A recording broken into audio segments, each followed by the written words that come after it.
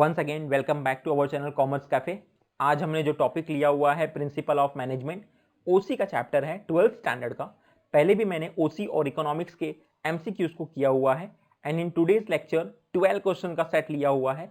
Each and every question is really very important for your board examination. सारे ही question important है, board exam में आ सकते हैं। वो फिलिंग द ब्लैंक के फॉर्म में आ जाएंगे, मैच द फॉलोइंग के फॉर्म में आ जाएंगे, ऑड वर्ड्स के फॉर्म में आ जाएंगे, वन वर्ड आंसर में आ जाएगा। तो सारे ही एमसीक्यूज को एंड तक देखिएगा, बिकॉज हो सकता है बोर्ड एग्जाम में इसमें से कुछ इस चैप्टर में से आपको मिल जाए। So let's start our first question. Dash was regarded as father of scientific management. आपको पता होगा there are total two types of management. Number one is scientific, number two is modern. Okay, तो scientific management जो दिया है उस बंदे का नाम है, उस इकोनॉमिस्ट का नाम है F.W. टेलर, और जो मॉडर्न मैनेजमेंट दिया हुआ है वो है हेनरी फयोल की देन है। तो Henry Fayol is the father of modern management and F.W. Taylor is the father of scientific management.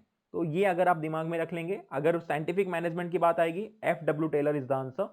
If suppose question will come regarding modern management, so answer is Henry Fayol. Henry Fayol is the father of modern management and F.W. Taylor is the father of scientific management. तो यहां पर scientific management की बात हो रही है, तो answer होगा F.W. Taylor, means आंसर है B.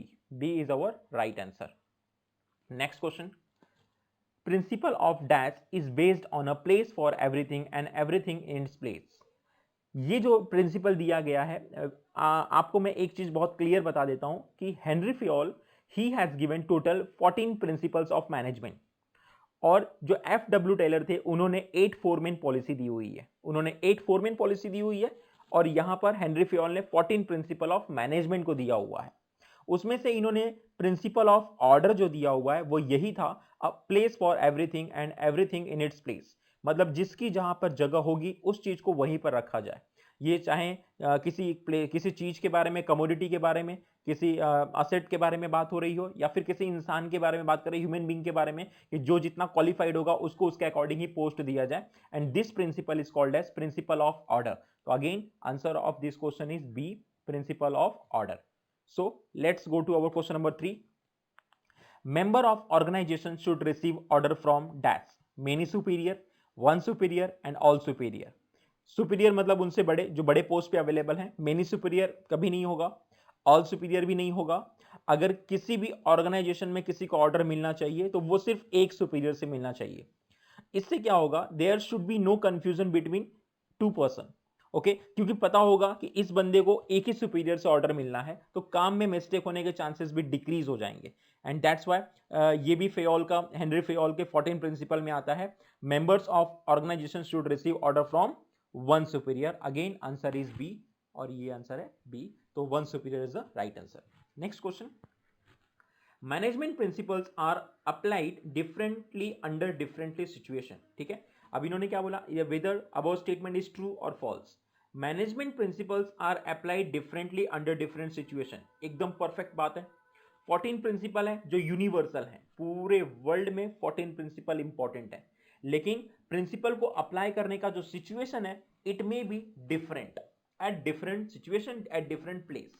तो अलग अलग जगह पर अलग अलग तरह से इसे अप्लाई किया जाता है, एंड दैट्स व्हाई ये स्टेटमेंट जो बनता है ये ट्रू है। तो A is the right answer, above statement is true, कि अलग अलग सिचुएशन में अलग अलग मैनेजमेंट प्रिंसिपल को अप्लाई करना होता है। ध्यान रखिएगा, प्रिंसिपल ओनली 14 है, पूरे वर्ल्ड में यूनिवर्सल है, लेकिन उसको अप्लाई करने का जो सिचुएशन होगा वो अलग अलग डिफरेंट होगा। Next, Henri Fayol is called as, first question मैंने आपको पहले ही बताया था कि दो तरह के मैनेजमेंट है, एक मॉडर्न मैनेजमेंट, दूसरा scientific management. Modern management father जो होते हैं वो कौन कहलाते हैं, Henri Fayol. Henri Fayol is the father of modern management and F.W. Taylor is the father of scientific management. So answer of this question is Henri Fayol is called as father of modern management, means A again. Okay, right answer is A. Next, F.W. Taylor has proposed 14 principle of management. Above statement is true or above statement is false? Definitely this statement is false, क्योंकि जो F.W. Taylor थे वो scientific management के father कहलाते हैं। उन्होंने total 8 foreman policy दी हुई है और 14 principle of management is given by Henri Fayol. So इस एफ.डब्ल्यू. टेलर ने नहीं बल्कि हेनरी फयोल ने 14 प्रिंसिपल्स ऑफ मैनेजमेंट को दिया हुआ है। यहां पर एफ.डब्ल्यू. टेलर कह रहा है, इसका मतलब statement is false, so answer is B, above statement is false. Okay, so next question, Taylor recommended total dash foremen to control the various aspects of production, 8, 3 और 2। अगेन मैं शुरू से लेक्चर में बता रहा हूं कि हेनरी फयोल ने 14 प्रिंसिपल ऑफ मैनेजमेंट को दिया हुआ है और एफ.डब्ल्यू. टेलर ने टोटल 8 फोरमैन पॉलिसी दी हुई है। तो यहां पे 8, 3 एंड 2 अपने पास ऑप्शन था, right answer is 8, means first one is our right answer. Taylor recommended total 8 foremen to control the various aspect of production. Next, the hierarchy of authority from the top level to the lower level for the purpose of communication means।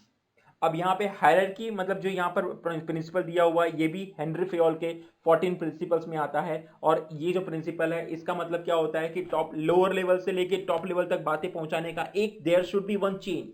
Directly lower level का person directly they can not contact to board of director, उसके लिए chain बनी हुई है। वो अपने superior को बात करेगा, वो सुपीरियर अपने, और आपको पता होगा मैनेजमेंट को 3 लेवल्स में डिवाइड किया हुआ है, top level, middle level and lower level, और इसको बोलते हैं principal of scalar chain. Principle of scalar chain. Principle of order is the wrong answer. Principle of equity is the wrong answer. Principle of scalar chain right answer है कि the hierarchy of authority from the top level to the lower level for the purpose of communication means principle of scalar chain which is given by Henry Fayol। Henry Fayol के 14 principal में से ये भी एक principle था कि there should be scalar chain, मतलब middle level, lower level वाला मिडिल लेवल को करेगा अपडेट, मिडिल लेवल और टॉप लेवल को, और उसके अंदर भी बीच में पर्सन्स होंगे, उनको हमें कांटेक्ट करना होता है, हर एक को अपने सुपीरियर को कांटेक्ट करना होता है। डायरेक्टली एक वर्कर क्लास बंदा डायरेक्ट बोर्ड ऑफ डायरेक्टर को दे कैन नॉट कांटेक्ट, इसको चेन को बोलते हैं स्केलर चेन, और जो यहाँ पर दिया था हेनरी फयोल ने। तो राइट आंसर क्या है, A, principle of scalar chain. Next one, the principle which deals with to do work with innovative way, किसी भी काम को इनोवेटिव वे में करना, विच प्रिंसिपल इज, ये कौन से प्रिंसिपल से हम लोग को प्रूव हो रहा है। तो we have total 3 principles. Number 1 principle of initiative, number 2 principle of unity of direction, principle of remuneration. Right answer is principle of initiative. अगर हम किसी भी कंपनी में ऐसा कहेंगे, अपने इंप्लॉइज को बोलेंगे, अपने वहां पे जो भी हर लेवल के मैनेजमेंट के लोग होंगे, हम सबको कहेंगे प्रिंसिपल ऑफ इनिशिएटिव, अगर हम अप्लाई कर देंगे it means that anybody can think differently, okay, और वो लोग अपने सुपीरियर को दे कैन सजेस्ट, और उनके सजेशन को लेकर कंपनी अगर वैसा वर्क करती है तो they can achieve their target. तो ये तभी हो पाएगा जब हम लोग कौन से प्रिंसिपल को अप्लाई करेंगे, प्रिंसिपल ऑफ इनिशिएटिव। इसका मतलब होता है to do work with innovative way, काम को कुछ अलग ढंग से करने का तरीका। और जब तक हम इनिशिएटिव नहीं, प्रिंसिपल ऑफ इनिशिएटिव अप्लाई नहीं करेंगे तो नोबडी विल थिंक डिफरेंटली। ठीक है, तो किसी अलग तरह से काम करने के लिए मुझे कौन सा प्रिंसिपल अप्लाई करना पड़ेगा मेरी कंपनी में, principle of initiative. So right answer is A, okay, this is our right answer. Next question is, Taylor introduce the concept of dash revolution.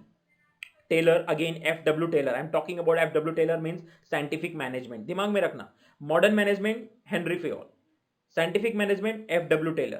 Taylor introduced the concept of dash revolution, concept of mental revolution, not physical। mental physical बहुत भी wrong है, mental, क्योंकि जो ये थे F.W. Taylor थे जिन्होंने 8 foreman policy दी थी, वो सारी चीजों को साइंटिफिक तरीके से सोच रहे थे, और साइंस मतलब मेंटली। ठीक है, तो इसके लिए Taylor introduce the concept of mental revolution. So right answer is A, mental revolution. Okay, next question is, find the odd one. Fatigue study, principle of unity of command, work study and motion study. मैं आप लोगों को beginning से बता रहा हूं, हम लोगों के पास 2 तरह के मैनेजमेंट है, एक साइंटिफिक मैनेजमेंट है, एक मॉडर्न मैनेजमेंट है। Who is the father of modern management? Definitely Henry Fayol. Who is the father of scientific management? F.W. Taylor. Okay, तो यहां पर जो भी 4 चीजें दी गई हैं, अब इसमें हम लोग को we have to identify the odd one. Here fatigue study, work study and motion study comes from scientific management.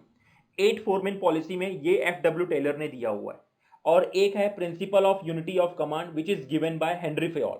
तो इसका मतलब है इसका राइट आंसर होगा B, principle of unity of command. It is the right answer, क्योंकि ये Henry Fayol के principles में से आता है। And the last but not least 12th question, principle of esprit de corps मी। अभी देखो, जो हेनरी फयोल ने प्रिंसिपल दिया था, 14th प्रिंसिपल था, वो था टीम वर्क या team spirit. In French it is said to be esprit de corps. इसे क्या बोला जाएगा, ए स्पिरिट डी कॉप्स। अब इसका मतलब होता है टीम वर्क। चार ऑप्शन थे हमारे पास। Principle of esprit de corps mean all manager work together. Manager को तो साथ में काम करना चाहिए, लेकिन सिर्फ मैनेजर एक साथ काम करेंगे, बाकी लोग नहीं करेंगे, ऐसा नहीं चलेगा। वर्क इंडिविजुअली, अलग अलग काम करना, ये बताता नहीं, ये प्रिंसिपल हम लोग को ये नहीं सिखाता। Team work, yes of course. Lower level से लेके lower level, middle level, top level, सबको मिलकर काम करना होगा। सबका motto there should be only one goal, achievement of success of their company, या फिर जो भी टारगेट कंपनी सेट करती है, they want to achieve something big, right. और सबके मन में जब यही रहेगा, मतलब टीम वर्क होगा, तो हमें अपना टारगेट इजीली अचीव कर पाएंगे। तो इसका आंसर क्या है, team work. Board of director work together, board of director 10-20 लोग होंगे, अगर वो साथ में काम करेंगे, सिर्फ उनके काम करने से कुछ नहीं होना है। इसका आंसर है टीम वर्क, मतलब पूरी कंपनी को मिलकर काम करना होगा, सिर्फ मैनेजमेंट के लोगों को नहीं, वर्कर क्लास, नीचे के जितने भी सारे लोग हैं किसी भी कंपनी के, सब मिलकर काम करेंगे, team as a team work करेंगे, तो they can achieve their goal. तो principle of esprit de corps का मतलब होता है टीम वर्क। तो इसका आंसर है सी। स्टूडेंट लिसन, मैंने टोटल आप लोग को 12 एमसीक्यूज बताया। मैंने पहले ही कहा 12th स्टैंडर्ड में ओसीएम में जो एमसीक्यूज है वो किसी भी फॉर्म में आ सकता है, like filling the blank, match the following, find odd one, true false, किसी भी फॉर्म में। मैंने 12 क्वेश्चन को रखा हुआ है। अगर आपको पूरे 12 क्वेश्चन समझ में आ गए, किसी भी फॉर्म में आ जाएगा। अगर आपने मेरा ये वीडियो देखा है तो डेफिनेटली बोर्ड एग्जाम में आप ऐसे वीडियोस को देखने के बाद राइट आंसर डेफिनेटली लिख कर आओगे। अगर पूरे 12 क्वेश्चन को देखने के बाद आपको ऐसा लगता है कि ये क्वेश्चन देखने के बाद आपको कुछ बेनिफिट हो रहा है, तो ये वीडियो अपने फ्रेंड्स के साथ भी शेयर कीजिए। फ्यूचर में मैं कुछ और ऐसे एमसीक्यूज लेकर डेफिनेटली आऊंगा, और मिलते हैं हमारे नेक्स्ट वीडियो में। Thank you very much for watching this video.